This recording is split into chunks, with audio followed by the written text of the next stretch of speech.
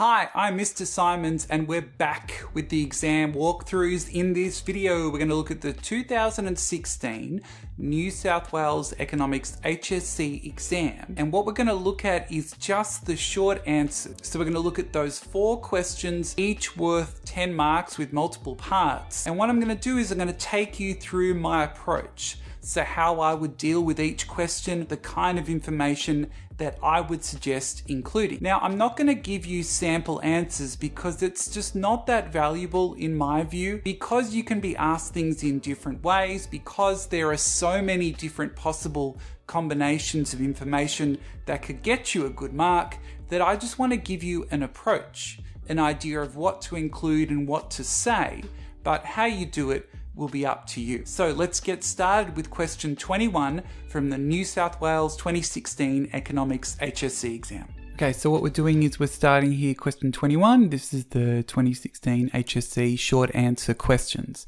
You can see here we've got a 2-mark response. It says, why might a government prefer to protect, okay, cool, an industry with a subsidy rather than a tariff? So I might just quickly grab a different pen here. I'm saying, okay, so what we're saying is that the government is preferring to do it with a subsidy rather than a tariff. Usually, a government might prefer to protect an industry with a tariff because they earn revenue.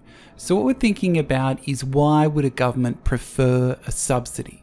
So what we might think about with the subsidy is that's going to increase the quantity of goods and services available to consumers at a lower price. And if you don't believe me, you can see here with the implementation of a subsidy, that if we move from point A to point B, that price will fall and quantity will increase. So with a subsidy, there is more production of goods and services at lower prices. So consumers benefit from this situation because they get greater access to goods and services at a lower price, which could lead to higher living standards for them. So those are the kinds of things that I would think about.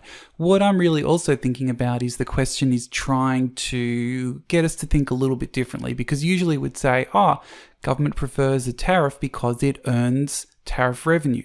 But here it's saying, well, think about why a government might prefer a subsidy.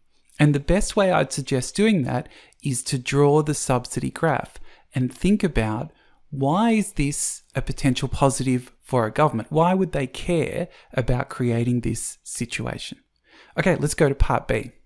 So part B, we've got 3 marks on offer here, and it's got to explain directive turn.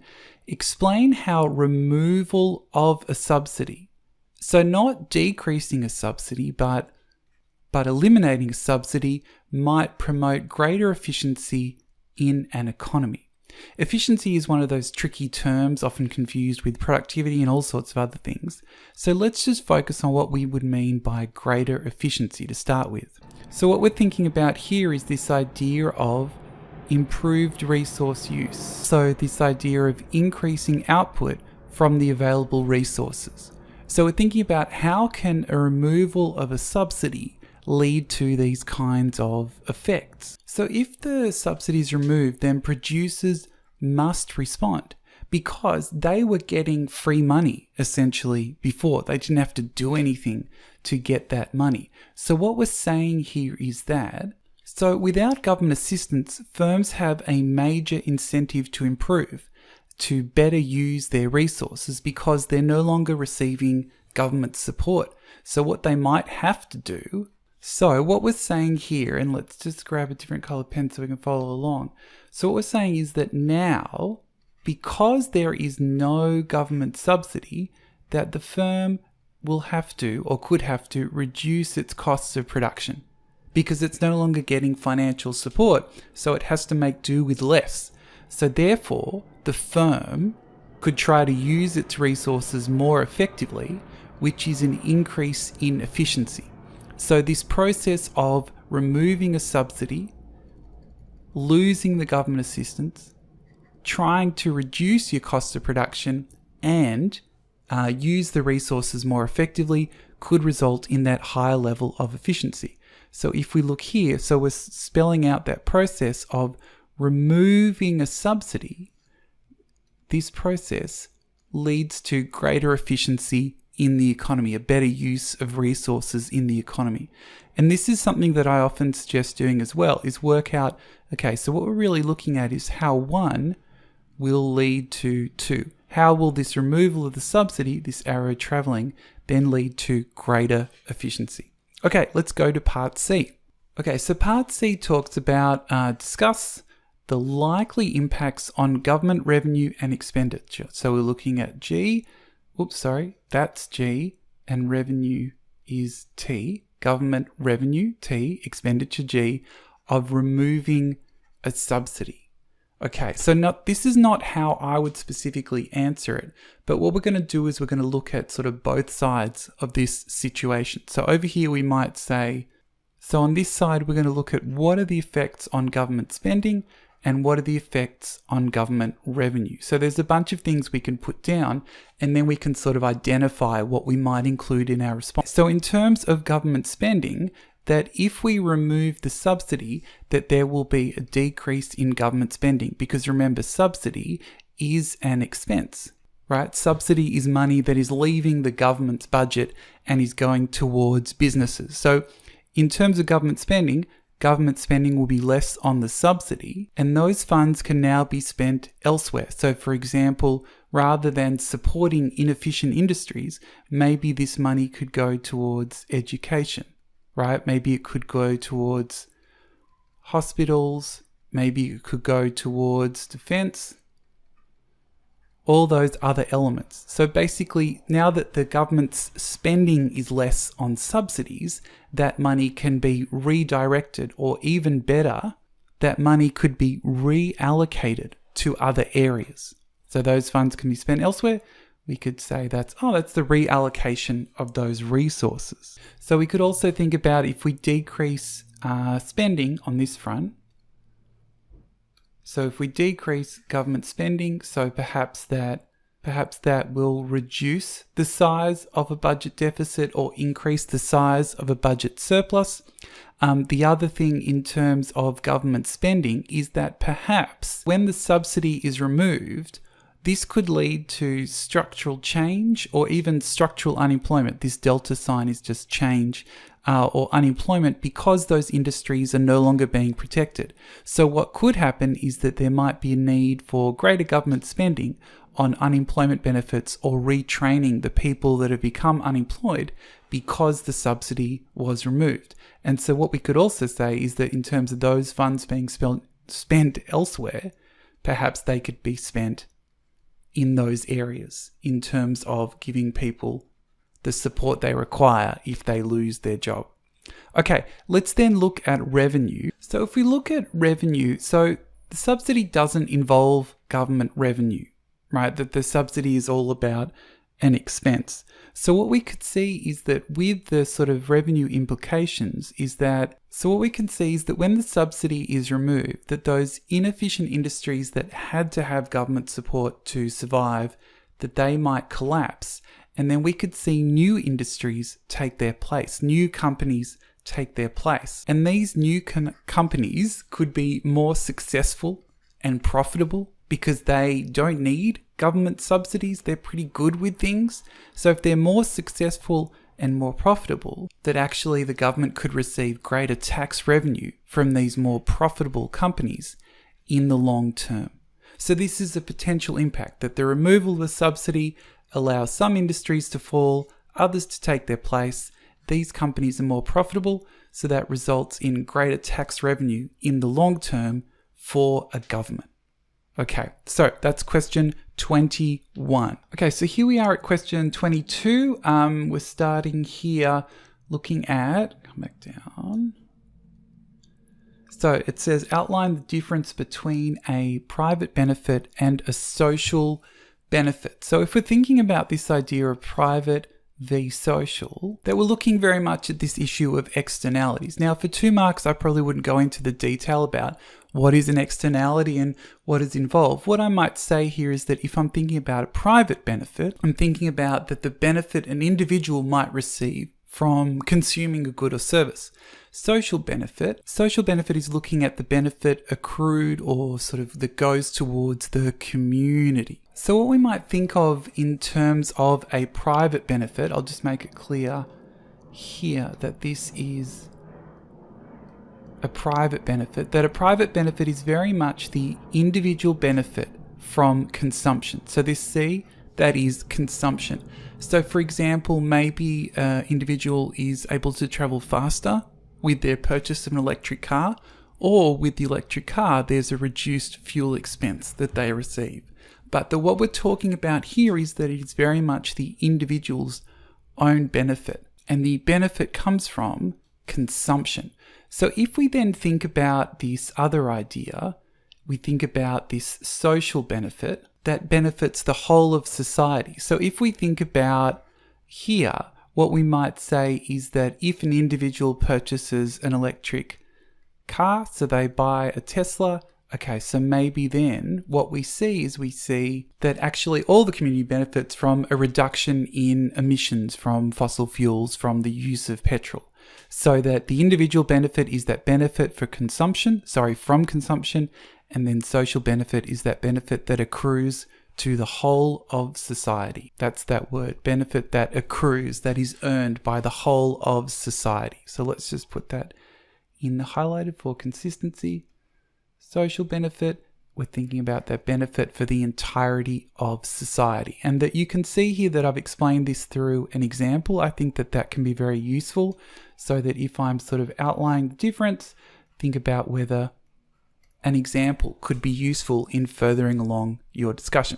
Okay, so the question here says, explain why developed and developing nations. So I want to be very clear. I'm thinking here, okay, so on the one hand, I've got developed, and the other hand, developing, why they might take different approaches to environmental sustainability. So I might put a sort of example on each just to make it clear to myself. So developed, I might think about the US, and developing, I might think of sort of nations on the continent of Africa. Okay, so I'm thinking about why are they going to take different approaches to this issue of environmental sustainability. So I might list some ideas down, and then we can select the ones that we think would be most useful. So if we think about it from a developed country, so if we think about a developed nation, we can think about, well, they've already developed, right? They've already industrialized. They've already created thriving industries. They have relatively high and consistently ongoing rates of economic growth. And from an individual's perspective, they have relatively high incomes. So with all those things established, that they actually already have the resources to dedicate to environmental sustainability. That what we could actually say as well is that in terms of the trade-off between growth and environmental sustainability, that actually developed nations could have higher levels of environmental sustainability and reduce their rates of economic growth because they've already been pretty good and people have already earned a bunch of income over time. If you then think about the developing nations, don't have that they don't yet have the resources for environmental sustainability. The developing nations are putting their resources into economic growth, into developing, into industrializing. They're not focused yet on environmental sustainability. That in terms of this trade-off here, that they're making the choice to prioritize growth over environmental sustainability. So you can see here that we've sort of explained why in terms of the perspectives as to why they would take different approaches to this particular issue. So part C, again, we're still in environmental sustainability. It says, explain an advantage and a disadvantage of international environmental agreements in addressing environmental sustainability in the global economy. Now, I would really strongly suggest that you include an example. I'm not going to include an example in this response because you may be watching it at a time when my example is no longer relevant, and I want to make this video as relevant as possible for as long as possible. So if we then think about it, okay, we're looking at international environmental agreements. So we might, in our thinking about the question, I might have an advantage, I might have a disadvantage. Now, again, this is not how I would answer it. This is simply an idea of how I would think about it. So an advantage of, well, let's do a disadvantage. Disadvantage easier. Disadvantage are international environmental agreements. Okay, so obviously you only have to include one, but some of the things you could talk about is that it's very difficult to get consensus between consensus between different economies in terms of an international agreement. So you could even talk about the fact that different nations have different objectives and some may conflict with each other because some nations may be prioritizing growth, some nations may be prioritizing the environment. Another thing you could talk about is that international agreements are hard to enforce. There's not like some global environmental police force that will come and make sure that a country meets its obligations. So it's hard to enforce obligations and make sure that when a country says it will do something, well, it actually does it. Let's have a think about international environmental agreements, the advantages of these. So what we could talk about is that increased or multiplied benefits. If you've got more and more economies that are all working towards the same goals, that rather than just one country achieving it, if a whole bunch achieve it, then you could get greater benefits in terms of the global environment. So another two things you could talk about is that an international agreement allows countries to share the burden or the cost of action. So in terms of, say, rich and poor nations, that may be the international agreement that rich nations pay more, rich nations contribute more. Another thing is that an advantage of a global agreement is that a global problem really needs global solution. So if a global problem needs a global solution, well then by having an international agreement, you have a number of parties there that could actually resolve this situation for the world, not just for one particular economy. Okay, so let's move on to question 23. Whew.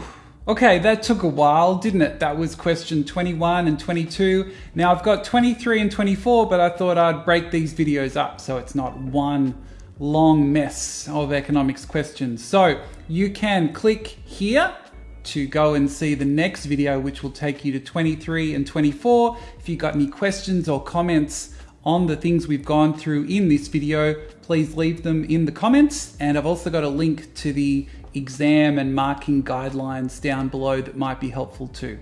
Okay, and as always, thank you very much for watching.